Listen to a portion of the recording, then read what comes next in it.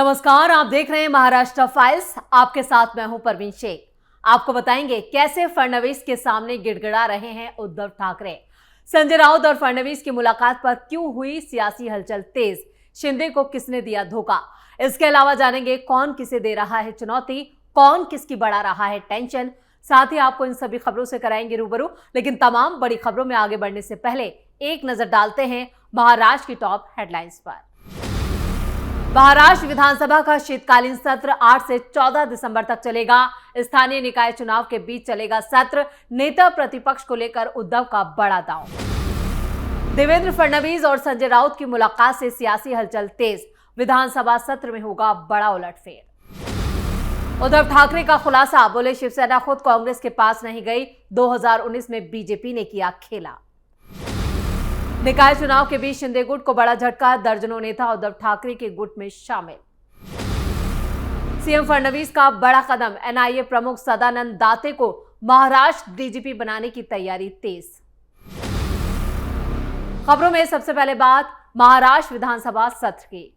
महाराष्ट्र विधानसभा का शीतकालीन सत्र 8 से 14 दिसंबर तक नागपुर में चलेगा। यह फैसला विधान भवन में हुई राज्य विधानसभा के दोनों सदनों के बिजनेस एडवाइजरी कमेटी की मीटिंग में लिया गया।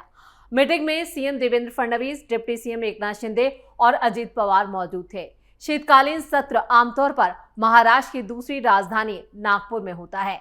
इस बार विधानसभा का सत्र स्थानीय निकाय चुनावों के बीच होगा। 2 दिसंबर को 264 स्थानीय निकाय चुनाव के लिए वोटिंग हुई, जिसमें 47% से ज्यादा वोटिंग परसेंटेज रहा। जबकि स्टेट इलेक्शन कमीशन ने 24 दूसरी बॉडीज के चुनाव 20 दिसंबर तक टाल दिए। 264 स्थानीय निकाय चुनाव में से 76 के 154 वार्ड के लिए 20 दिसंबर को ही चुनाव होंगे, जबकि 288 स्थानीय निकाय के लिए वोटों की गिनती 21 दिसंबर को होगी। इस बीच विधानसभा सत्र को लेकर उद्धव गुट में भी हलचल तेज है। उद्धव ठाकरे अपने बेटे आदित्य ठाकरे को नेता प्रतिपक्ष बनाने के लिए सीएम फडणवीस के सामने गिड़गिड़ा रहे हैं। दरअसल इसके पीछे बड़ी वजह एकनाथ शिंदे ही है। जिस तरह से शिंदे ने शिवसेना के 2 टुकड़े कर दिए, अब उद्धव अपने ही नेताओं पर भरोसा नहीं कर पा रहे हैं। भास्कर जाधव और विनायक राउत खुद नेता प्रतिपक्ष के दबाव बना रहे थे कि उनको बनाया जाए, लेकिन अब उद्धव अपने बेटे आदित्य ठाकरे को नेता प्रतिपक्ष बनाने के लिए एड़ी चोटी का जोर लगा रहे हैं। यानी उद्धव की पार्टी में फिर से बड़ा उलटफेर देखने को मिल सकता है। खबरों में अब बात संजय राउत की। मुंबई में 2 दिसंबर को हुए एक पारिवारिक समारोह के दौरान मुख्यमंत्री देवेंद्र फडणवीस और उद्धव गुट के सांसद संजय राउत की मुलाकात हुई। यह मुलाकात संजय राउत के समधी राजेश नार्वेकर के बेटे की शादी में हुई, जहां दोनों नेताओं ने एक दूसरे का स्वागत किया और काफी देर तक ये दोनों नेता बातचीत करते नजर आए। राजेश नार्वेकर के बेटे की शादी में कई नामी चेहरे भी शामिल हुए, जिसमें सीएम देवेंद्र फडणवीस, बीजेपी नेता आशीष शेलार समेत कई सीनियर नेता भी नजर आए।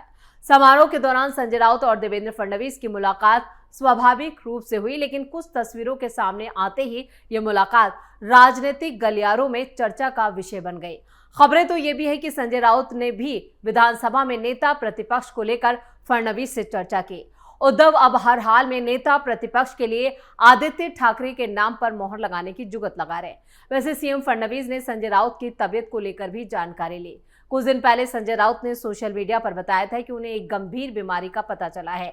डॉक्टरों ने उन्हें सख्त आराम और कम से कम सार्वजनिक कार्यक्रम से दूरी बनाने की सलाह दी थी। बीमारी के बाद संजय राउत ने खुद कहा था कि वो कुछ वक्त के लिए सार्वजनिक जीवन से दूर रहेंगे, लेकिन उम्मीद से तेजी से स्वास्थ्य फायदा होने के कारण हाल के दिनों में वो कई सीमित कार्यक्रमों में मौजूद रहे और शादी समारोह में उनकी मौजूदगी भी इसी सिलसिले का हिस्सा थी। हालांकि ये मुलाकात पूरी तरह से एक पारिवारिक कार्यक्रम के दौरान हुई, लेकिन दोनों नेताओं का एक साथ देखकर राजनीतिक अटकलें तेज हो गई हैं। शिवसेना, यूबीटी और बीजेपी के बीच चल रहे सियासी तनाव के बीच ऐसी मुलाकातें अक्सर सुर्खियों में तब्दील हो जाती है और इस मुलाकात को लेकर भी कई तरह के सियासी कयास लगाए जा रहे हैं और इस बीच 8 दिसंबर से महाराष्ट्र विधानसभा का शीतकालीन सत्र भी शुरू हो रहा है, जो 8 दिसंबर से 14 दिसंबर तक चलेगा। इस बार शीतकालीन सत्र में नेता प्रतिपक्ष को लेकर जो सियासी कयास लगाए जा रहे हैं, उनमें उद्धव ठाकरे भी जी तोड़ मेहनत कर रहे हैं, या कहें कि देवेंद्र फडणवीस सरकार के सामने पूरी तरह से नतमस्तक हैं और वो इस तरह की रणनीति पर काम कर रहे हैं कि उनके बेटे आदित्य ठाकरे को ही नेता प्रतिपक्ष बनाया जाए। यानी उन्हें अब अपनी पार्टी के नेताओं पर भरोसा नहीं है। और इस मुलाकात, जिस तरह से संजय राउत ने देवेंद्र फडणवीस से मुलाकात की है, इस मुलाकात को इससे जोड़कर भी देखा जा रहा है। और खबरों में आप बात उद्धव के एक और बयान के। स्थानीय निकाय चुनावों के बीच जुबानी बयानबाजी तेज है। एकनाथ शिंदे के पदाधिकारी के साथ आने पर उद्धव ठाकरे ने बड़ा बयान दिया। उन्होंने कहा है कि शिवसेना खुद कांग्रेस के पास नहीं गई थी, बल्कि बीजेपी ने धोखा दिया था, इसलिए उन्हें ये कदम उठाना पड़ा। गौरतलब है कि 2019 के विधानसभा चुनावों में बीजेपी और शिवसेना एक साथ चुनाव लड़े थे। चुनाव नतीजे आने के बाद देवेंद्र फडणवीस ने सीएम बनने की कोशिश की थी, लेकिन वो बहुमत नहीं जुटा पाए थे, जिसके बाद उद्धव ठाकरे मुख्यमंत्री बने थे। बीजेपी साथ में चुनाव लड़ने के बाद गठबंधन तोड़ने के लिए उद्धव ठाकरे को जिम्मेदार मानती है। अब इस पर उद्धव ठाकरे ने भी अपनी बात रख दी। फडणवीस ने उस वक्त मुख्यमंत्री की शपथ ले ली थी और 5 दिन तक उनका कार्यकाल रहा।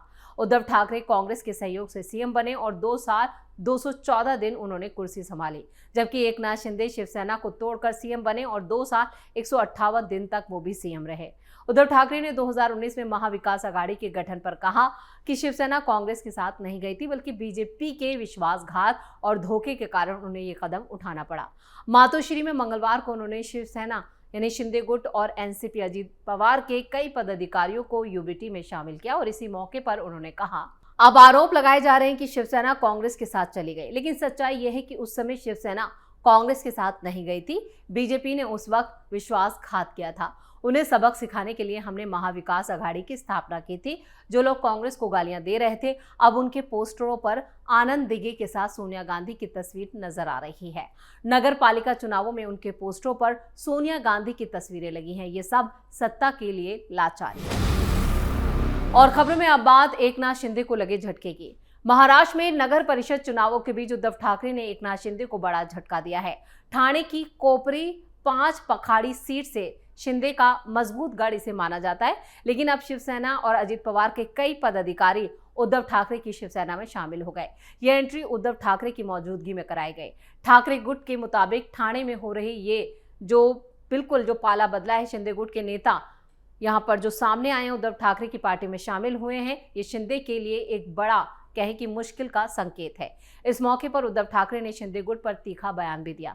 उन्होंने कहा कि पिछले कुछ महीनों में बड़े प्रमाणात लोग पार्टी में वापस लौट रहे हैं। हवा में जैसे प्रदूषण है, वैसे ही प्रदूषण राजनीति में है। उन्होंने ये भी कहा कि ठाणे के वोटरों में नाराजगी है, क्योंकि अजीत पवार निधि देत नाहित जैसी शिकायतें लगातार सामने आ रही हैं, यानी अजीत पवार काम नहीं कर रहे। उद्धव ठाकरे ने अपने कार्यकर्ताओं को संबोधित करते हुए कहा, ठाणे हमेशा से शिवसेना का बाले किला रहा है, यानी मजबूत किला रहा है। उसे आबादित रखने की जिम्मेदारी आप सबकी है। बीजेपी और शिंदे गुट पर हमला बोलते हुए उन्होंने कहा कि सत्ता के लोभ में लाचारी की पराकाष्ठा दिखाई दे रही है। वो यही नहीं रुके, उन्होंने कहा, नंबर 1ला महत्व आहे, नंबर 2ला नंबर नाही। भाजपा सरळ सांगते, यानी शिंदे गुट पर निशाना साधते हुए ठाकरे बोले, भाजपाई कार्यकर्ता त्याने मारत आहेत, पण तेहू काहूच करत नाहीत। ही लाचारी नसेल तर काय। अलग अलग प्रतीक चिपकाकर जनता को भ्रमित कर रहे। इन्होंने साफ तौर पर फिर एक बार इस बात को दोहराया कि जिस तरह से शिंदे गुट के नेता अब शिवसेना में वापस लौट रहे हैं, ये शिवसेना यूबीटी की मजबूती को दिखा रहा है। लेकिन इससे पहले आपको बता दें कि उद्धव ठाकरे के कई दर्जनों बड़े नेता और इससे भी ज्यादा हजारों कार्यकर्ता शिंदे गुट में शामिल हो चुके हैं या फिर उन्होंने बीजेपी का दामन थाम लिया है। ठाकरे गुट लगातार महाराष्ट्र में कमजोर होते गए हैं, उनका संगठन भी कमजोर हुआ है। इसलिए खुद अब उद्धव ठाकरे अपने ही नेताओं पर भरोसा नहीं कर रहे। उनका भरोसा सिर्फ अपने बेटे या फिर संजय राउत पर जाकर टिक जाता है। इस बीच अपने बेटे को लेकर भी वो कई सियासी चालें चल रहे हैं। और खबरों के आखिर में बात करते हैं फडणवीस के बड़े कदम की। महाराष्ट्र सरकार ने राष्ट्रीय जांच एजेंसी यानी एनआईए के महानिदेशक सदानंद दाते को महाराष्ट्र का नया पुलिस महानिदेशक यानी डीजीपी बनाने की तैयारी तेज कर दी है। डीजीपी पद पर आईपीएस दाते को नियुक्त करने के लिए केंद्र सरकार को औपचारिक प्रस्ताव भेज दिया गया है। दरअसल मौजूदा डीजीपी रश्मि शुक्ला 31 दिसंबर को रिटायर हो रही हैं। ऐसे में सरकार अगले 2 सालों के लिए पूर्णकालिक डीजीपी की नियुक्ति की तैयारी कर रही है। इसके लिए गृह मंत्रालय की तरफ से केंद्र सरकार को भेजे गए 7 आईपीएस के नामों पर चर्चा चल रही थी, जिनमें से दाते के नाम पर सहमति बनने के बाद उन्हें अगले डीजीपी बनाने की कोशिशें तेज हो गई हैं। हालांकि नियमों के मुताबिक यूपीएससी को 3 सीनियर आईपीएस अधिकारियों का पैनल तैयार करना है, जिनमें से राज्य सरकार एक आईपीएस का नाम डीजीपी के रूप में चुनती है। फिलहाल ये पैनल घोषित नहीं हुआ है, लेकिन खबरों की माने तो दाते इस रेस में सबसे आगे चल रहे हैं, क्योंकि राज्य सरकार ने दाते को प्राथमिक उम्मीदवार मानते हुए केंद्र से उनकी नियुक्ति से जो प्रस्ताव भेजा गया है उसमें उन्होंने ये अपील की है कि दाते के नाम पर मोहर लगाई जाए। खबरों के मुताबिक राज्य सरकार कानून व्यवस्था और ज्यादा मजबूत करने के लिए अनुभवी और सख्त नेतृत्व चाहती है, जिसमें दाते उनकी पहली पसंद बताए जा रहे हैं। कुल मिलाकर यूपीएससी पैनल के गठन के बाद ही दाते की नियुक्ति पर अंतिम फैसला लिया जाएगा, लेकिन प्रशासनिक अधिकारियों के बीच दाते को ही डीजीपी पद पर लाने की चर्चा तेज है। हालांकि कुछ दिन पहले तक आईपीएस अर्चना त्यागी को डीजीपी रश्मि शुक्ला के बाद दूसरी महिला डीजीपी बनाने की भी चर्चा थी, जो दाते के नाम पर सहमति बनने के बाद थम गई है। अब राज्य में 31 दिसंबर के बाद रश्मि शुक्ला रिटायर हो जाएंगे, जिसके बाद दाते के नाम पर मोहर लग सकती है, लेकिन अभी ये प्रस्ताव भेजा गया है। लेकिन फडणवीस का जो बयान सामने आया है वो बता रहे हैं कि वो दाते को ही महाराष्ट्र की कमान सौंपना चाहते हैं, जो मजबूत सुरक्षा व्यवस्था और अंदरूनी जो चैलेंजेस हैं, चुनौतियां हैं, उससे वो निपट सकते हैं। एनआईए के प्रमुख रहे हैं, काफी अनुभवी हैं, इसलिए उनके नाम की चर्चा तेज हो गई है। इसी के साथ महाराष्ट्र फाइल्स में खबरों का सिलसिला यहीं खत्म करते हैं। बाकी खबरों के लिए आप जुड़े रहिए कैपिटल टीवी के साथ। वीडियो को लाइक करें, शेयर करें और कैपिटल टीवी को सब्सक्राइब जरूर करें। नमस्कार।